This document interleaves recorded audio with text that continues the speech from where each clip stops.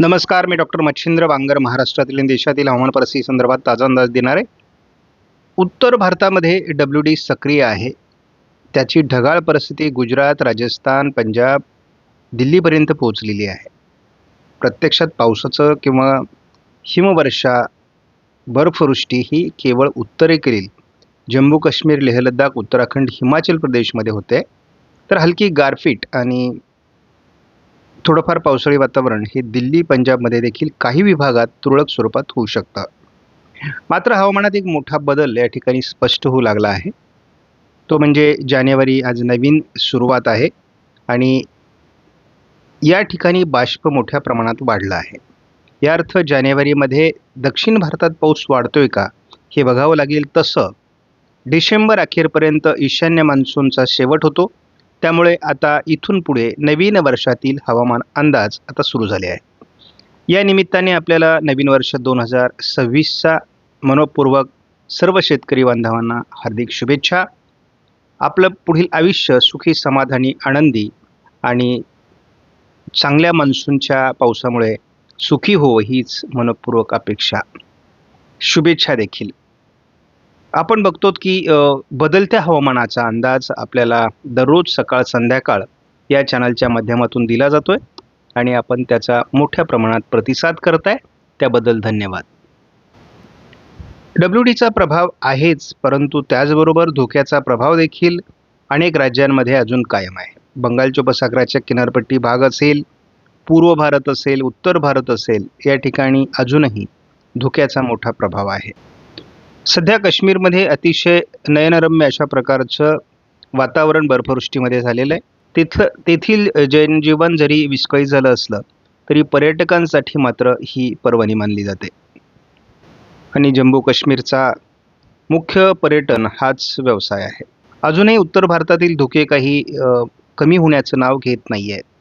त्यामुळे धोक्याचा प्रभाव उत्तर भारतात अजूनही आहे. IMDने देखील नवीन वर्षाच्या हार्दिक शुभेच्छा सर्व जनतेला दिल्या आहेत. आपण या व्हिडिओमध्ये बघू शकता धोक्याचा किती प्रभाव आहे आणि यामध्ये गाड्या चालवणं किती धोक्याचं आहे.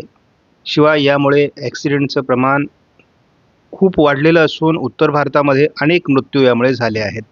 जम्मू काश्मीर, लेह लडाख, मध्य प्रदेश, बिहार, मेघालया अशा अनेक ठिकाणी हा धोक्याचा प्रभाव आहे. आपण बघतो की महाराष्ट्रातील थंडी आता 1 तारखेला कमी होऊ लागली आहे. मराठवाड्यातील थंडी कमी होते, त्याचबरोबर थोडं मध्य महाराष्ट्र, उत्तर महाराष्ट्र आणि विदर्भात अजून हलकी थंडी आहेच आहे. मात्र प्रत्येक दिवशी आता थंडी कमी कमी होत जाईल असा GFS मॉडेलचा अंदाज आहे. 5 तारखेपासून पुन्हा थोडी विदर्भाच्या दिशेने थंडी वाढण्याचाही अंदाज आहे. म्हणजे एकूण असं दिसतंय की थंडी 9 आणि 10 तारखेला पुन्हा वाढायला सुरुवात होईल, परंतु एक आठवडाभर थंडी महाराष्ट्रामध्ये विश्रांती घेईल. मात्र गुलाबी थंडीचा, हलक्या थंडीचा अनुभव आपल्याला येणार आहे, जी आल्हाददायक असेल. आठवडाभर थंडी का कमी होते याचा शोध घेणं आवश्यक आहे, परंतु त्याआधी आपण जर बघितलं तर आजची परिस्थिती उत्तर भारतामध्ये WD आहे, दक्षिण भारतामध्ये कमी दाबाचा प्रभाव आहे, राजस्थान असेल, गुजरातमध्ये ढगाळ परिस्थिती आहे आणि बंगालच्या उपसागराबरोबरच अरबी समुद्रात देखील बाष्प निर्माण होत आहे. तर हा हवामानातला बदल नवीन वर्षातल्या पहिल्याच दिवशी स्पष्ट झाला आहे.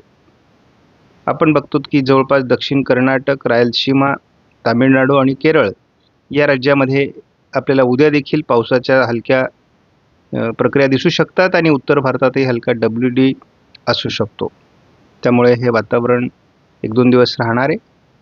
दरम्यानच्या काळात अरबी समुद्रातून किंवा बंगालच्या उपसागरातून येत असलेल्या बाष्पयुक्त वाऱ्यांमुळे महाराष्ट्रात देखील थोडी हलकी ढगाळ परिस्थिती निर्माण होऊ शकते.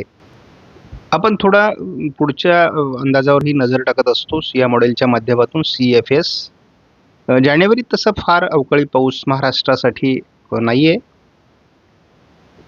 मात्र फेब्रुवारी ते आत्ता सध्या कुठली अपडेट नाही आहे. मार्चमध्ये काही बदल होतो का बघूयात. मात्र जानेवारी, फेब्रुवारी, मार्च हवामानात आणि मॉडेलमध्ये देखील सातत्याने बदल होणार आहेत, ते आपण अपडेटमध्ये घेणार आहोत.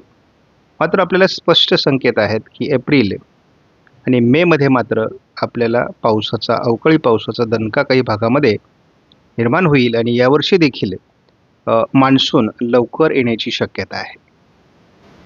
या मॉडेलने देखील एप्रिल आणि मेमध्ये आपल्याला पावसाचा अंदाज दिला आहे. हे दीर्घावधीचे मॉडेल आहेत. साधारण पुढील 15 दिवसामध्ये हवामानात बदल अपेक्षित आहे. त्यामध्ये महाराष्ट्रात किरकोळ ढगाळ परिस्थिती होऊ शकते. गुजरात, राजस्थानमध्ये देखील ढगाळ परिस्थिती, तुरळक पावसाची शक्यता आहे. पंजाब आणि दिल्लीमध्ये मात्र काही ठिकाणी पाऊस होऊ शकतो. की सकाळीच आज ढगाळ वातावरण बऱ्याच भागामध्ये आहे. वापी, बोईसर भागामध्ये तर पावसास अनुकूल ढगाळ परिस्थिती दाखवण्यात आलेली आहे. महाराष्ट्रात देखील काही ठिकाणी आपल्याला ढग दिसू शकतात. मग कोल्हापूर, सांगली, सोलापूर भागामध्ये वगैरे. मुंबईच्या समुद्र भागामध्ये देखील वातावरणीय बदल आपल्याला आज दिसू शकतात काही ठिकाणी. त्यामुळे एकूणच वातावरण हे बदलतं आहे आणि आपण जर याचा धावता अंदाज घेतला तर आपल्याला पुढील एक आठवडाभर बंगालच्या उपसागरातून आणि अरबी समुद्रातून बाष्पयुक्त वारे हे महाराष्ट्राच्या अंतर्गत भागापर्यंत प्रवेशतील आणि त्यातून जी ढगाळ परिस्थिती निर्माण होईल ती थंडीचं प्रमाण कमी करेल. सध्या पावसाचा तसा अंदाज नाही आहे, परंतु तरी देखील ढगाळ परिस्थिती निर्माण झाली की शेतकऱ्यांना भीती वाटते की पाऊस येतो की काय. परंतु असं पावसाचा काही अंदाज नाही आहे आणि पावसास अनुकूल अशा प्रकारचे ढग देखील नाही आहेत. तर हे केवळ थंडीवर परिणाम करतील, पिकांवर रोगराई देखील निर्माण करू शकतात. त्यामुळे योग्य त्या फवारण्या घेणं आणि शेतीचं नियोजन करणं शेतकऱ्यांच्या दृष्टीने आवश्यक असणार आहे. त्यामुळे एकूणच आपण बघतो की जानेवारीमध्ये पहिला आठवडा हा कमी थंडीचा असण्याची शक्यता आहे. दुसऱ्या आठवड्यापासून पुन्हा थंडी वाढू शकते असा अंदाज आहे. आजही थंडीचं प्रमाण तसं कमी आहे आणि उद्याही कमी असण्याची शक्यता आहे. जवळपास आठवडाभर सध्या थंडी कमी राहील.